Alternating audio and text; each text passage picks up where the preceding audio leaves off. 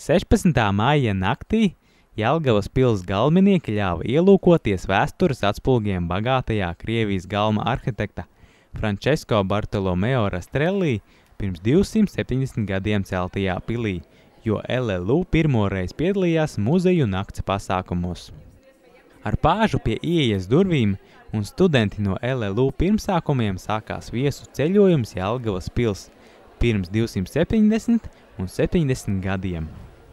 Pils vēstures muzejā notika pieņemšana pie pils hercoga, kurš stāstīja par vienu no izcilākajiem Latvijas arhitektūras pieminekļiem, kas bijis gan Livonijas ordeņa bruņinieku mājvieta, gan hercogu rezidence. Pils dienvidu kolonādē apmeklētāji varēja noskatīties filmu par Jelgavas pils 270 gadu jubilejas svinībām un izkalt savu laimes dālderi. Tie, kas vēlējās iemūžināt savu viesošanos Jelgavas pilī, varēja nofotografēties pie prasmīgā galma mākslinieka. Arī pavasara smaržās ieskautais pils pagalms gaidīja apmeklētājus, kas svecēm un emocijām bagātajā naktī varēja baudīt pils tēju un gardu pils beķerejas cepumu.